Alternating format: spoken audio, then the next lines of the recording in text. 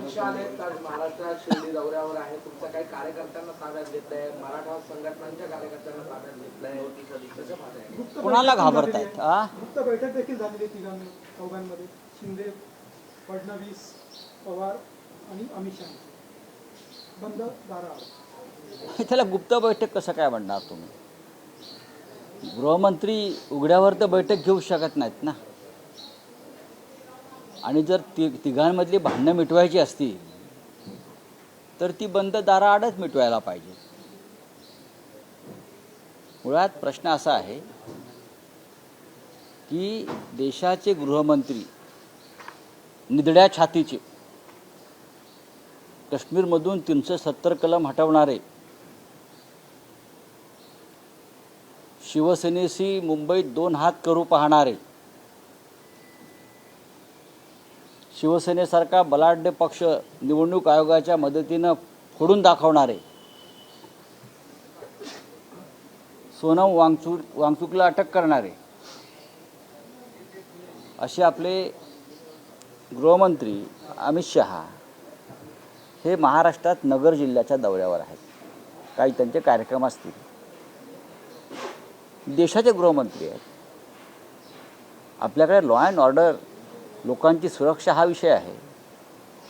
आणि तुम्ही येण्याआधी तुम्ही राजकीय कार्यकर्त्यांना अटक करता की त्याने कोणत्याही प्रकारचं आंदोलन करू नये, काळे झेंडे दाखवू नयेत. शिवसेनेचे पदाधिकारी त्या भागातले, आमचे भरत मोरे असतील, अन्य काही पदाधिकारी यांना अटक केली काल. आणि अटक करून अज्ञात स्थळी घेऊन गेले आणि मग त्या नगरमधल्या तोफखाना पोलीस स्टेशनमध्ये नेऊन अजून त्यांना बसवलेलं आहे. त्यानंतर मनसेचे कार्यकर्ते, मराठा समाजातले कार्यकर्ते, त्यांनाही नोटिसा बजावल्या, काहींना अटक केली. ही भीती कसली वाटते तुम्हाला? तुम्हाला लडाखमध्ये सोनम वांगचुकची भीती वाटते, तुम्हाला मणिपूरमधल्या महिलांची भीती वाटते, तुम्हाला महाराष्ट्रात शिवसैनिकांची भीती वाटते. तुम्ही देशावरती राज्य करताय, तुम्ही गृहमंत्री आहात. मग तुम्हाला इतकं भय वाटण्याचं कारण काय? तुम्ही अद्याप मराठवाड्यातल्या शेतकऱ्यांच्या नुकसानीची कारवाई करायला गेली नाही, ही पण तुमची भीती आहे. शेतकरी येऊ देणार नाहीत व शेतकरी अंगावर येतील. अशा भयग्रस्त राज्यकर्त्यांना देशावर राज्य करण्याचा अधिकार आहे का? जे आंदोलनाला घाबरतात. लोकशाहीने आम्हाला अधिकार दिला आहे मंत्र्यांच्या गाड्या अडवण्याच्या, मंत्र्यांना जाब विचारण्याचा. याआधीसुद्धा अशी आंदोलनं झालेली आहेत. मुंबईमध्ये मोरारजी देसाई यांची गाडी अडवलेली आहे शिवसैनिकांनी. यशवंतराव चव्हाणांच्या गाडीसमोर आंदोलनं झालेली आहेत. शरद पवार साहेबांच्या गाडीसमोर आंदोलनं झालेली आहेत. हे होत असतं लोकशाहीमध्ये. पण हे गुजरात मॉडेल ज्या पद्धतीने राज्य करताय या महाराष्ट्रावर किंवा देशावर, त्यांना लोकांचं आंदोलन नको आहे, लोकांची भीती वाटते. याचा निषेध करावा तेवढा थोडा. तुम्ही सामान्य शिवसैनिकांना अटक करता.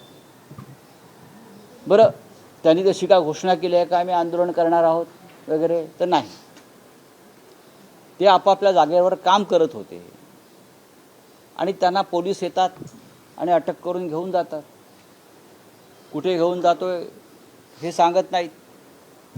हा काय प्रकार चालला आहे महाराष्ट्रामध्ये? आपण गृहमंत्री असाल हो, मग गृहमंत्र्यासारखं वागा, बेडरपणे, निर्भयपणे, निर्भीडपणे. होय, मी लोकांना सामोरा जाईन. लोकांनी आंदोलन केलं, लोकांनी काय प्रश्न मांडले ते मी ऐकीन. हा पळपुटेपणा कशा करताय हे मला कळत नाही. देवेंद्र फडणवीससुद्धा तसंच वागतायत आणि म्हणजे महाराष्ट्राचे गृहमंत्री त्याच पद्धतीनं वागतायत आणि देशाचे गृहमंत्री त्याच पद्धतीनं वागतायत. फक्त खोटे गुन्हे दाखल करणं, विरोधकांना अटका करणं, तुरुंगात टाकणं, याच्यावरच ह्यांचं राज्य चाललेलं आहे. हे फार काळ चालणार नाही. आता isakal.com आहे देशातील नंबर 1 ची मराठी न्यूज वेबसाईट. प्रत्येक अपडेटसाठी isakal.com ला नक्की भेट द्या. सर, आपण बघितलं ठाण्यामध्ये महायुतीच्या विरोधात महाविकास आघाडीची बैठक पार पडली जितेंद्र रावते यांच्या निवासस्थानी. त्यामध्ये आता मनसे पाहू आपण नंतर. हा, पुढे नितेश राणेंनी देखील आहे. म्हटलेलं आहे की रामदास कदम यांचे सर्व आरोप खरे आहेत. आ? नितेश राणे म्हणाले की रामदास कदमांनी उद्धव ठाकरे भूषण गवईंनी ते खरे आहेत. भूषण गवईंनी राजीनामा देऊन कुठल्या नेपाळच्या माणसाला तिथे सरन्यायाधीश केलाय का? सरन्यायाधीश भूषण गवई यांचा राजीनामा झाल्यावर नेपाळमधल्या एखाद्या व्यक्तीला राष्ट्रपतींनी सरन्यायाधीशपदी नेमलं आहे का? अनिल परब हे शिवसेनेचे नेते आहेत. अनिल परब हे विधान परिषदेचे सदस्य आहेत. अनिल परब हे कायदे पंडित आहेत, वकील आहेत. तुम्ही त्यावर प्रश्न विचारायला पाहिजे की अनिल परब ह्यांनी जे काल एक वक्तव्य केलं किंवा जी माहिती दिली आहे त्या माहितीवर तुम्ही पत्रकारांनी संशोधन केलं पाहिजे. हिंदुहृदय सम्राट शिवसेना प्रमुख बाळासाहेब ठाकरे यांच्या संदर्भात हे किरकोळ लोक ज्यांनी बाळासाहेब ठाकरेंच्या जीवावर आयुष्यभर खाल्लं आणि इमले उभे केले, ते बाळासाहेबांची त्यांच्या मृत्यूनंतर विटंबना करतात. त्यांना लाजा वाटल्या पाहिजेत. हे निर्लज्ज आहेत. विटंबना करता मृत्यूनंतर बाळासाहेब ठाकरेंचे आणि बाळासाहेबांचा फोटो लावताय तुम्ही पाठीमागे. लाजा नाही वाटत? नारायण राणेंनी त्यांच्या पोरांना आवरावं. लक्षात ठेव, तुम्ही मंत्री असाल, तुमच्या घरी सत्ता येते सत्ता जाते, हे लक्षात घ्या. एवढंच सांगतो मी. लोक रस्त्यावर तुम्हाला धुतल्याशिवाय राहणार नाहीत. मी हे अत्यंत जबाबदारीने सांगतो. रामदास कदमांवरती जे भाष्य त्यांच्या कुटुंबातल्या घटनेसंदर्भात अनिल परब यांनी केलेलं आहे ती अत्यंत गंभीर गोष्ट आहे. राज्याचे गृहराज्यमंत्री योगेश कदम ह्यांनी रामदास कदम ह्यांच्या पत्नीला जाळण्याचा प्रयत्न झाला की काय झालं, अशा प्रकारचा गंभीर मुद्दा अनिल परब यांनी मांडलेला आहे. त्याची चौकशी केली पाहिजे. तुम्ही बाळासाहेब ठाकरेंचे ठसे आणि हे ह्याच्या चौकशा करायला निघालेला आहात. तुमची लायकी आहे का त्यांचं नाव घ्यायची? बाळासाहेब ठाकरेंचं लायकी आहे तुमची? आमच्या अंगावर याल ते याद राखा. अजून अनिल परब यांच्याकडे बराच साठा पडलेला आहे स्फोटकांचा. मला माहिती आहे काय आहे ते. तुम्हाला तोंड दाखवणं रस्त्यावरती मुश्किल होईल. काल उद्धव ठाकरे म्हणाले की मी नमक हरामांवरती बोलणार नाही. त्याला प्रतिक्रिया देत रामदास कदम म्हणाले की आम्ही भरभरून नमक हे उद्धव ठाकरेंना दिलेले आहे. मग त्यावर तुमची प्रतिक्रिया? काही नाही. रामदास कदम ह्यांच्यावरती प्रतिक्रिया देण्यात की ते महान नाही आहेत. हे काल उद्धव ठाकरे बोलले ना, हे लोक नमक हराम नाही तर काय आहेत? बाळासाहेब ठाकरेंच्या मातोश्रीवर, उद्धव ठाकरेंच्या मातोश्रीवर भरभरून नमक खाल्लं, पदं मिळवली, प्रतिष्ठा मिळवली, संपत्ती मिळवली आणि आता टांग वर करतायत. हे नमक हराम नाही तर काय? ह्यांना काय म्हणायचं? तर दुसरा कुठला शब्द असेल तर सांगा मीडियातला, मी तो वापरेन. हे बेईमान नमक हराम आहे सगळे आणि ह्यांना त्यांची किंमत मोजावी लागणार. हे पण सांगतो मी, कालही म्हणालो, यांना जबर किंमत मोजावी लागणार आहे. अमित शहा यांना वाचवणार नाही आहे किंवा नरेंद्र मोदी आणि फडणवीस वाचवणार नाही. यांना अमित शहा वाचवणार नाही, यांना नरेंद्र मोदी वाचवणार नाहीत, यांना देवेंद्र फडणवीस वाचवणार नाहीत. या बेईमान लोकांना, ज्यांनी बाळासाहेब ठाकरेंच्या संदर्भात अशी दळभद्री वक्तव्य का भूमिका घेतलेल्या आहेत, त्यांना कोणी माफ करणार नाही.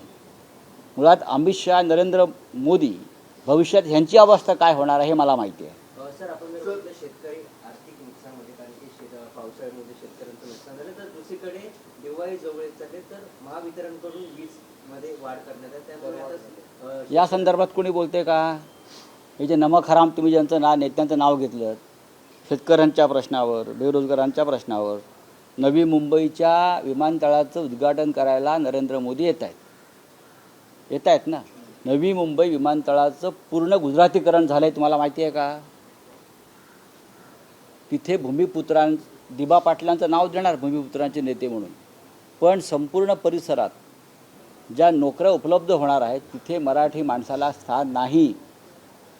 भविष्यामध्ये शिवसेना आणि मनसे आणि इतर स्थानिक पक्ष याच्यावरती आंदोलन करणार आहेत. मराठी माणसाला, मराठी तरुणांना तिथे अजिबात स्थान नाही आहे. नवी मुंबईचं विमानतळ कोणासाठी केलं तुम्ही?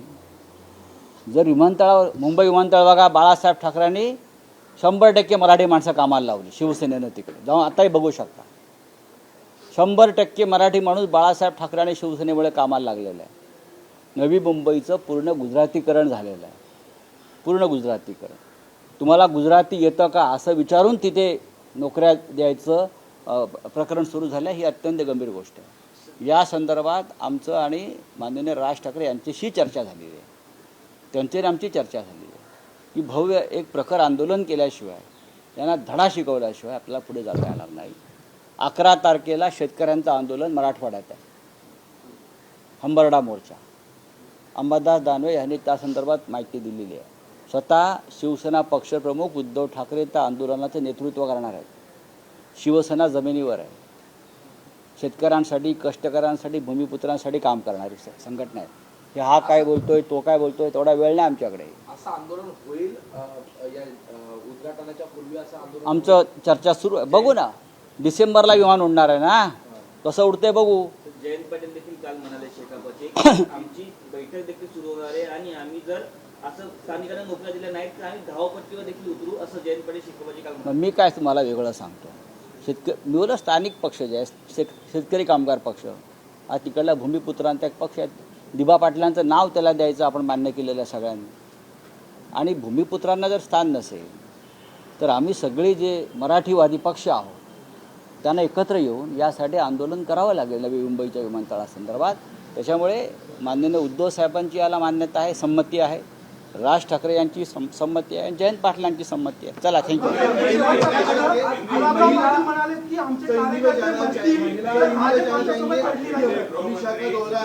हाँ बोलिए, क्या है? देखिए, अमित शाह महाराष्ट्र में आएंगे, अहिल्यानगर में आएंगे. देश के गृह मंत्री कहीं भी जा सकते हैं, हमेशा महाराष्ट्र में उनका स्वागत हुआ है. लेकिन इस बार गृह मंत्री जी इतने डरे हुए क्यों है, और हमारी सरकार भी इतनी डरी हुई क्यों है भाई? क्यों डरी हुई है? अमित शाह आने से पहले अहिल्यानगर के शिवसेना के सभी बड़े नेताओं को अरेस्ट किया है. हमारे एक प्रमुख कार्यकर्ता भरत मौर्य को अरेस्ट करके अज्ञात जगह पर ले गए हैं. एमएनएस के कार्यकर्ताओं को नोटिस दी है. मराठा आंदोलक जो समाज के नेता है उनको पकड़ने की कोशिश हो रही है. आप देश के गृह मंत्री हो, हाँ, आप इतने ज़ोर ज़ोर से गर्जना करते हो, आपने सोनम वांगचुक को अरेस्ट करने की हिम्मत दिखाई है, तो महाराष्ट्र में आने से इतने क्यों डरते हो? लोकतंत्र में लोग आंदोलन करेंगे, लोग सवाल पूछेंगे. सवाल पूछना गुनाह है क्या गृह मंत्री को? आप अब तक मराठवाड़ा में नहीं गए, इतनी बड़ी बाढ़ की गंभीर परिस्थिति वहाँ निर्माण हो गई है, आप वहाँ नहीं गए, वहाँ भी जाने से आप डरते हो. किसान आपको सवाल पूछेंगे, किसान आपको घेर लेंगे. तो ये महाराष्ट्र की सरकार भी डरी है, इसलिए डरी है कि ये सरकार लोगों की सरकार नहीं है, ये वोट चोरी से आई हुई सरकार है, ये वोट चोरी से आई हुई सरकार है. चलो, थैंक यू. भाजपा ने मांग की है चुनाव आयोग से कि बुर्का पहनी हुई महिलाओं की मतदाताओं की जांच, या और क्या मांग कर सकती है? ये इस प्रकार से मांग कर सकते, और कुछ नहीं कर सकते. देश विदेशातील प्रत्येक घडामोडींचे लाईव्ह अपडेट मिळवण्यासाठी आता साम टीव्हीच्या सर्व सोशल मीडिया प्लॅटफॉर्मला लाईक, फॉलो आणि सबस्क्राईब करा. तसंच सर्व नोटिफिकेशनसाठी बेल आयकॉन प्रेस करायला विसरू नका.